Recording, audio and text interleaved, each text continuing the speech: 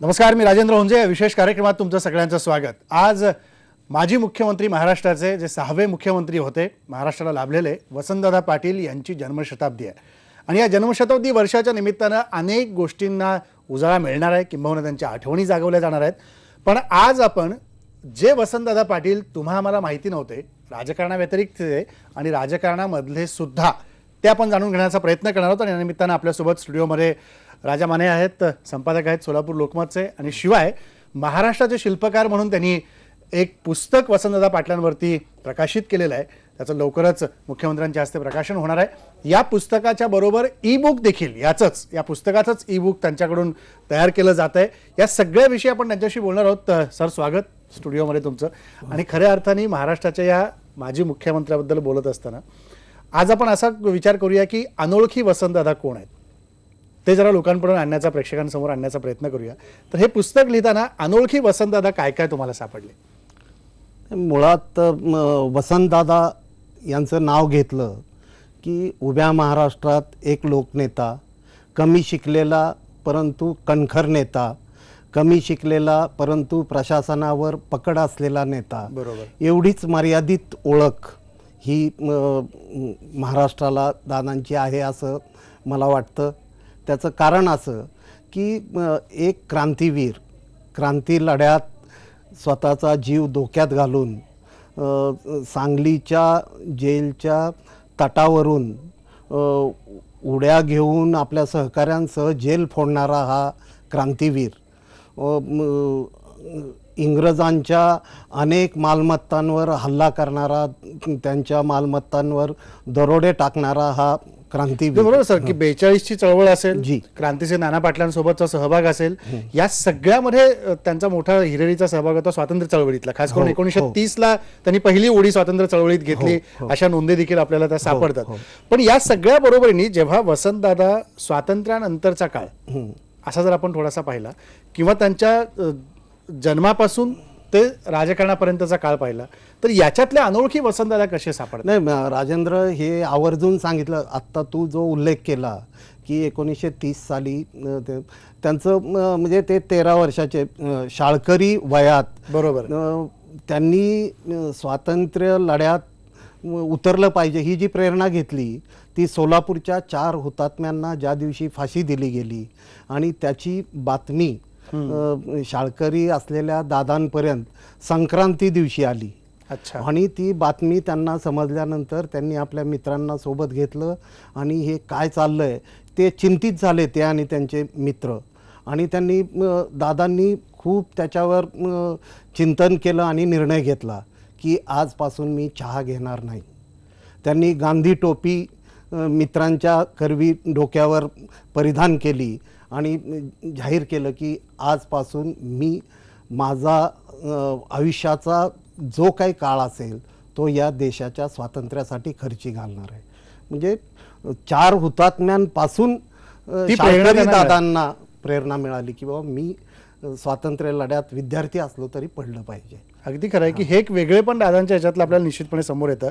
पण दुसऱ्या बाजूला वसंतदादा पाटील हे मूळ पाटीलच होते की त्यांचं मूळ गाव आणखी कुठं होतं? जन्म जरी त्यांचा पद्माळीत सांगलीमध्ये झालेला असला, पण मूळ गाव वसंतदादांचं आधीच्या पिढ्यांचं हे काय होतं हे महाराष्ट्राला थोडंसं कोड आहे. त्यात ते देखील अनेकांना माहीत नाही की दादांचं घराणं हे मूळचं आपल्या महाराष्ट्राची कुलस्वामिनी तुळजाभवानीचं तुळजापूर, तुळजापूरचं कदम घराणं, कदम घराण्यातली 6वी पिढी. कदम घराणं म्हणजे जे आता तुळजाभवानीचे पुजारी आहेत ते घराणं? ते घराणं. अच्छा. त्या घराण्यातली 6वी पिढी ही पद्माळ्याला म्हणजे सांगली जिल्ह्यातलं कृष्णाकाठचं गाव तिथं स्थलांतरित झाली आणि तिथल्या गावची पाटीलकी यांच्याकडे आली म्हणून यांचं नामाभिधान पाटील झालं. जर नसतं झालं तर हे कदमच, हे मूळचे कदम. आणि तुळजापूरचे कदम मूळचे. मराठवाड्यातला हे पिढी एक कुटुंब तिकडे मराठवाड्याची नाळ त्या अर्थानं आहे तशी. म्हणून दादा जलसंपदा मंत्री असताना जायकवाडीचं मोठं काम त्यांच्या हातून झालं. आणि राजेंद्र, जायकवाडीचं म्हणजे मातीचं धरण आणि जायकवाडी संदर्भात खूप म्हणजे आत्मीयतेनं प्रतिष्ठेनं बोललं पाहिजे. पण मला आवर्जून सांगावंसं वाटतं की दादा त्यावेळी पाटबंधारे मंत्री होते आणि जायकवाडीच्या एका टप्प्याच्या कामात 16% बचत, म्हणजे आजचा जमाना आपण जलसंपदा खातं म्हणलं की हजारो कोटी वगैरे वगैरे भ्रष्टाचार, घोटाळे अशा अनेक गोष्टी असतात. पण आणि त्याच खात्यात आपल्याच महाराष्ट्रात त्याच खात्यातल्या अधिकाऱ्यांनी कर्मचाऱ्यांनी म्हणजे बजेटेड कॉस्टमध्ये 16% बचत केली. तब्बल महाराष्ट्राचे त्या काळातले 2,80,00,000 रुपये वाचवले. म्हणून दादांनी पाटबंधारे या नात्यानं 4,20,000 रुपयांची बक्षिसं अधिकारी आणि कर्मचाऱ्यांना त्यावेळी दिली होती. असेही मंत्री महाराष्ट्राला लाभलेले आहेत. हो ना. आणि ज्यावेळी जायकवाडीचा विषय निघतो त्यावेळी महाराष्ट्राला हे माहीत पाहिजे की या जायकवाडीच्या धरणाच्या कामात हे काटकसर म्हणजे शासन असेल, पाटबंधारे मंत्री म्हणून दादा असतील, शंकररावजी असतील किंवा या सर्वांनी किती तन्मयतेनं आणि किती आत्मीयतेने काटकसरीनं ते धरण उभं केलं. तर दादांचं कमाल काटकसर या मुद्द्यावर म्हणजे सार्वजनिक पैसा आणि त्याची बचत याविषयीची कमालीची जागरूकता दादा प्रत्येक ठिकाणी दाखवायचे. अगदी खरं आहे की हे एक वेगळं पण त्यांच्या व्यक्तिमत्वातल्या पैलूचं म्हणायला पाहिजे. पण खरं तर एक थोडंसं त्यांच्या बालपणाच्या काळाकडे मला तुम्हाला आणायचं आहे की दादा जन्मले तर 9 महिन्याचे असताना प्लेगची साथ सुरू होती. आई गेले, पाठोपाठ वडील पण गेले आणि सगळा सांभाळ दादांचा आजीनी केला. हे बालपण दादांचं कसं होतं आई वडिलांशिवाय? नाही, अवघ्या मुळात दादांचं आजोळ हे कागल संस्थान, तिथले जगदाळे पाटील हे आजोळ. आणि तू म्हणाल्याप्रमाणे की प्लेगच्या साथीत आई वडील गेले आणि त्यावेळी दादा 9 महिन्याचे आणि दादांचे थोरले बंधू शामराव पाटील ज्यांना आपण ओळखतो, तर ते शामराव पाटील त्यावेळी 2.5 वर्षाचे होते. आणि अवघ्या 1-1 तासाच्या अंतरानं म्हणजे 2 तासात आई वडील प्लेगच्या साथीत मृत्युमुखी पडले. आणि त्यांची आजी खंबीर होती, त्यांना ताई पाटलीन नावानं आजी ओळखल्या जायच्या, म्हणजे ज्यांचं माहेर कागल होतं.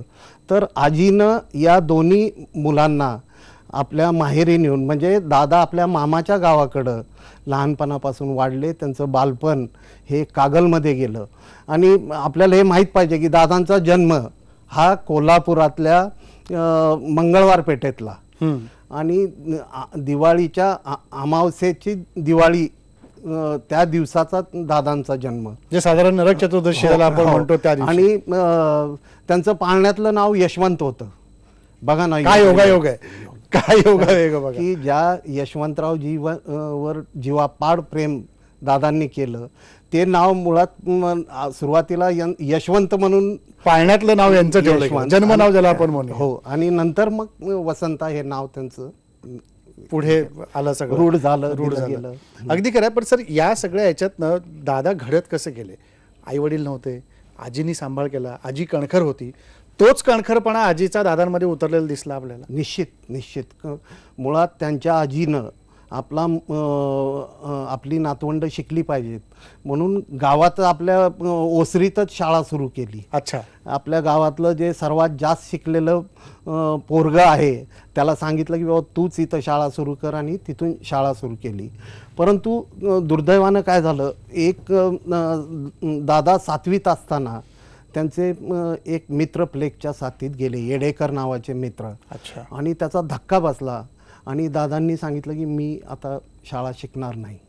आणि 7वीत दादांनी शाळा सोडली. आणि शाळा सोडल्यानंतर मग कुस्तीची मैदानं असतील, पोहणं असेल, ग्रामसुधार मंडळ असेल, या कामात त्यांनी स्वतःला वाहून घेतलं. शेतीची कामं करायचे, शेतीतलं जे काय माल असेल तो बैलगाडीत स्वतः घेऊन ते सांगलीला नेऊन विकायचे. आणि मित्रपरिवार आणि गावासाठी काही करता येईल का याच्यासाठी ते धडपडत असायचे. खरं की असं एक धडपडी व्यक्तिमत्व महाराष्ट्राला लाभलं आणि मुख्यमंत्रीपदी ते विराजमान झाले आणि महाराष्ट्राला एका वेगळ्या उंचीवर नेण्याचा प्रयत्न केला. लहानपणापासूनचे अनेक टप्पे दादांबद्दलचे आपण जाणून घेतले. एक छोटासा ब्रेक घेऊ. ब्रेक नंतर राजकारणातले वसंतदादा पाटील कसे होते आणि काय त्यांना वेगळे अनुभव आले, काँग्रेस त्यांनी कशी रुजवली होती, हेही समजून घेऊ.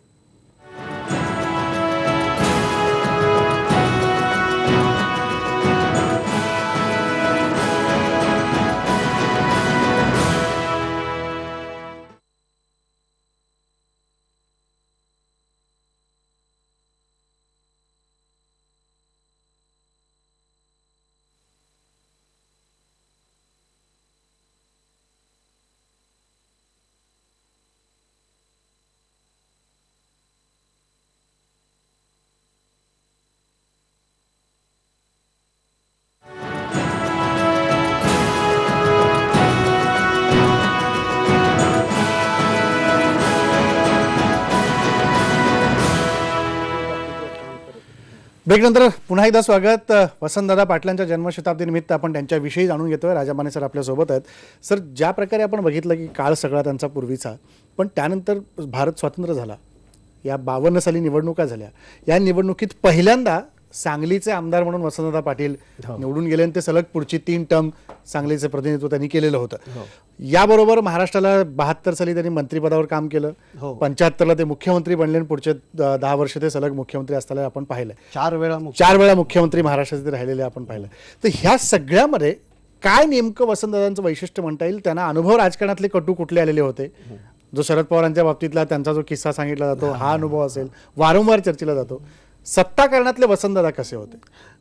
मुळात राजेंद्र दादा जे खरं सत्ताकारणाच्या पटलावर आले ते शालिनीताईंच्या म्हणजे सहवासात ते आले, त्यांचा विवाह झाला आणि त्यांची जी म्हणजे मंत्रिपदं असतील किंवा सत्तापदं ज्याला आपण लौकिक अर्थानं म्हणतो, ती सगळी पदं ही शालिनीताई त्यांच्या जीवनात आल्यानंतर त्यांच्या वाट्याला आल्याचं आपल्याला अभ्यास करताना सांगितलं जातं. हो, परंतु आता दादांना पद्मभूषण ही वयाच्या 50व्या वर्षी मिळाली. बरोबर. त्यावेळी ते मंत्रीही नव्हते किंवा, पण त्यांना जी पद्मभूषण मिळाली ते राजकारणाचा बेस हा ग्रामविकास, पाण्याचं नियोजन, सहकार, साखर कारखानदारी, तर साखर कारखानदारीला कशा पद्धतीनं आपण वाढवलं पाहिजे याचं अर्थ करण्याचं नेमकं गणित, ही सगळी कामं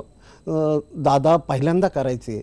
आणि तू जे म्हणाला की राजकारण कशा पद्धतीनं होतं, मुळात काँग्रेस हे दादांचे 1939 साली ते काँग्रेसचे तासगाव तालुक्याचे चिटणीस होते.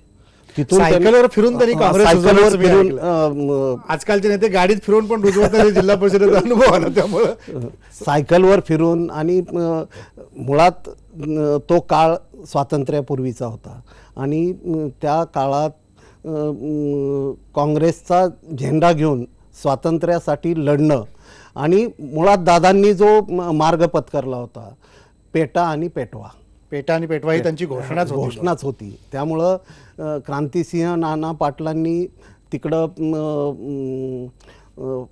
पत्री सरकार की ज्या प्रति सरकार हे आक्रमक आंदोलन चळवळ क्रांतिवीरांची उभी केली होती.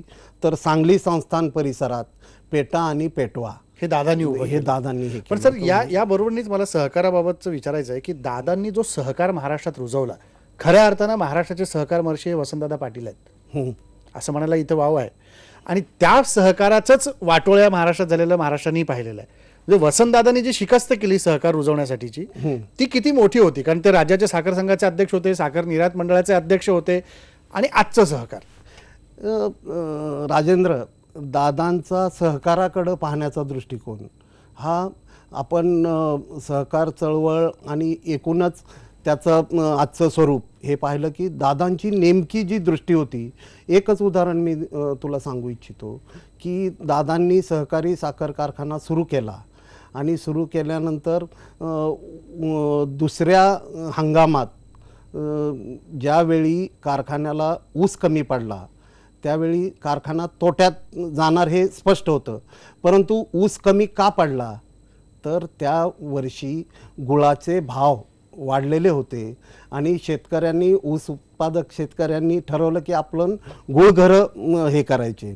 आणि तरीही मग दादांनी परिश्रमपूर्वक वाढवलेलं ऊसाचं क्षेत्र आणि ते क्षेत्र कारखान्याच्या कामी येण्याऐवजी गुळघरांसाठी किंवा गुळाच्या उत्पादनासाठी ते जात असताना मग एरवी सहकारातला माणूस काय म्हणाला असता की मी तुमच्यासाठी ऊस क्षेत्र वाढवण्यासाठी इतकं काम केलं आहे आणि तुम्ही तुमचाच साखर कारखाना असं बंद करणार की काय, असा सवाल केला असता.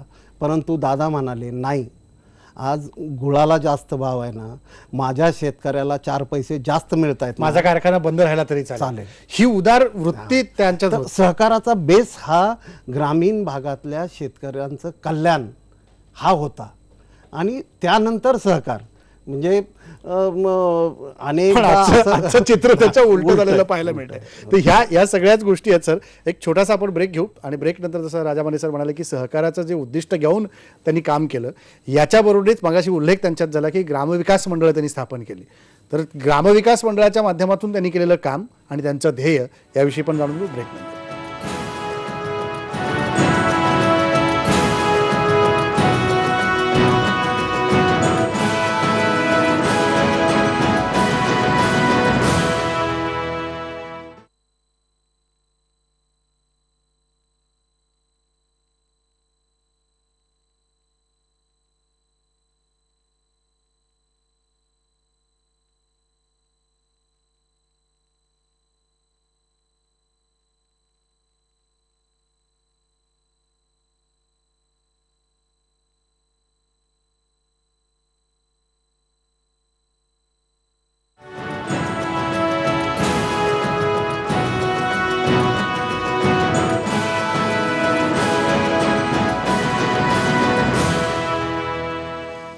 ब्रेकनंतर पुन्हा एकदा स्वागत. वसंतदादा पाटलांच्या जन्मशताब्दी निमित्त आपण त्यांच्या आठवणी जागवतोय. राजामाने सर आपल्यासोबत आहेत. सर, मगाशी जो उल्लेख झाला होता आपला बोलता बोलता तो राहिला म्हणून परत विचारतो की शरद पवार आणि वसंतदादा पाटील, शरद पवार आणि वसंतदादांच्या पाठीत खंजीर खुपसला हा किस्सा खूप महाराष्ट्रभर माहिती आहे. काय नेमकं गणित होतं आणि त्याच्या पाठीमागे त्यांच्या वेदना काय होत्या? नाही, मुळात त्या काळातल्या राजकारणातून दादांच्या विरोधात ती केली गेलेली मोहीम होती.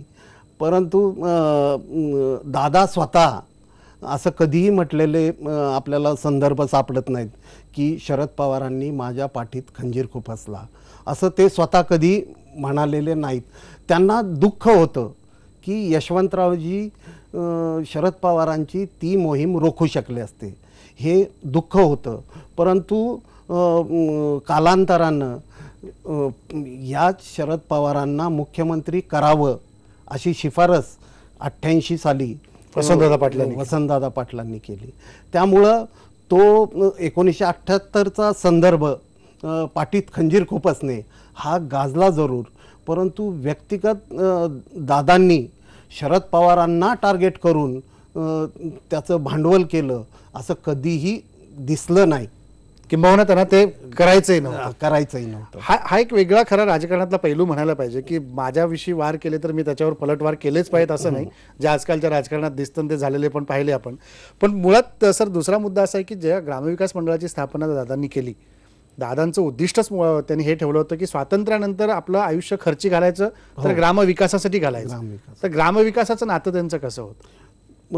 दादांनी लहानपणीच म्हणजे ग्रामविकास या मुद्द्यावर त्यांनी पहिला आपल्या गावचा पद्माळे गावाच्या कृष्णाकाठी जो घाट होता तो घाट पावसाळ्यात तो घसरट व्हायचा, तर ते त्यांच्या लक्षात आल्यानंतर त्यांनी आपल्या मंडळाच्या वतीनं घाट बांधणीचं काम हे त्यांनी श्रमदानातून घेतलं. आणि ते करतानाही कसं केलं की गावातून जोंधळे ज्वारी लोकांकडून संकलित केली, ती विकून त्यातनं आलेले पैसे आणि त्यातून हे केलं आणि त्यातही देणगीदारांचं नाव त्या दगडावर टाकलं जाईल अशी इतकी पारदर्शकता त्यांनी त्यावेळेला ठेवली. आणि त्यासाठी वापरले गेलेले दगड देखील एक गावातलं पडलेलं मंदिर होतं, त्या मंदिराचे जे दगड पडलेले होते ते गोळा करून आणि गावातले जी जी टेक्निकल मंडळी होती, सुतार, जे काय त्याला ती सगळी मंडळी त्यात सहभागी करून तो घाट त्यांनी बांधलेला होता. म्हणजे ग्रामविकासाची चळवळ अशा पद्धतीने रुजवली त्यांनी म्हणजे खऱ्या अर्थाने. छोट्या एखाद्या कामातून कमिटमेंट कशी दिसते आणि ती राज्याला एक दिशा देण्याचं काम कसं करू शकते हे दादांनी आपल्या कृतीतून प्रत्येक वेळी आपल्या पूर्ण आयुष्यभर दाखवलं. अगदी खरं आहे की वसंतदादा पाटील असं इतक्या छोट्याशा कार्यक्रमात उलगडणं फार अवघड आहे, पण तरी आपण मोठे मोठे सगळे मुद्दे घेतलेत. पण एक वेगळा मुद्दा इथं शेवटी मला तुम्हाला विचारायचा आहे की वसंतदादा पाटील मुख्यमंत्री होण्याआधी शेतकामगार होते, रोड कारकून होते, टुरिंग टॉकीज मधून त्यांनी कामं केली. हे कदाचित तुम्हाला माहिती नसेल की वसंतदादा पाटलांची ही सुद्धा पार्श्वभूमी होती. आणि हे सगळं करताना आजकालच्या नेत्यांची लग्न काही लाखांमध्ये कोटींमध्ये झालेली आपण पाहतो, पण वसंतदादांनी स्वतःचं लग्न 15 रुपयात केलं होतं असं मी वाचलं. हे काय ते म्हणजे आपल्या मामांच्या मुलीशी मालतीबाईंशी त्यांचा विवाह झाला. तोही एका अटीवर की मी गांधी लग्न करणार, म्हणजे गांधी पद्धतीनं लग्न करणार आणि त्याच्यावर केवळ 15 रुपये खर्च झाला. म्हणजे अशा पद्धतीनं दादांची तुम्हाला एक किस्सा मला सांगावासा वाटतो की सावकारी विरोधी चळवळी आत्ता आहेत, परंतु दादांनी त्या काळात तो लढा दिलेला होता, तो लढा दिला, सावकाराविरोधाचा लढा दिला. आपल्या गावातल्या एका महिलेची पिळवणूक 15 रुपयासाठी होते हे दिसलं की त्यांनी लोकांकडून पैसे जमा केले आणि त्या महिलेला त्या सावकारी पाशातून मुक्त केलं. अगदी खरं आहे की ही सगळी वसंतदादांची खरी ओळख होती. सर तुम्ही आलात आणि या सगळ्या आठवणी त्यातल्या त्यात छान मुद्देसूद आठवणी तुम्ही समोर मांडल्यात. मी प्रेक्षकांना सांगू इच्छितो की आत्ता हे ई बुकचं काम सध्या सुरू झालेलं आहे. त्यांचा ई बुक लवकरच प्रकाशित होईल आणि शिवाय महाराष्ट्राचे शिल्पकार वसंतदादा असं पुस्तक राजामाने सरांनी लिहिलेलं आहे आणि लवकरच हे प्रकाशित देखील होईल. याच पुस्तकाच्या अनुषंगाने आज आपण वसंतदादांना आठवण्याचा प्रयत्न केला आणि वसंतदादांना त्या आठवणीतल्या उजाळ्यातनं पुन्हा एकदा प्रकाशात आणण्याचा प्रयत्न केला. सर खूप आभार तुमचे, तुम्ही आलात आणि थोड्या वेळामध्ये वसंतदादा समोर मांडण्याचा प्रयत्न केलात. वसंतदादाच्या आजच्या जन्मशताब्दी निमित्तानं आपण आदरांजली त्यांना वाहू आणि महाराष्ट्राच्या या नेत्याचे खऱ्या अर्थाने जे गुण आहेत ते इतर नेत्यांमध्ये यावं अशी आशाही व्यक्त करू. इथंच थांबू. पाहता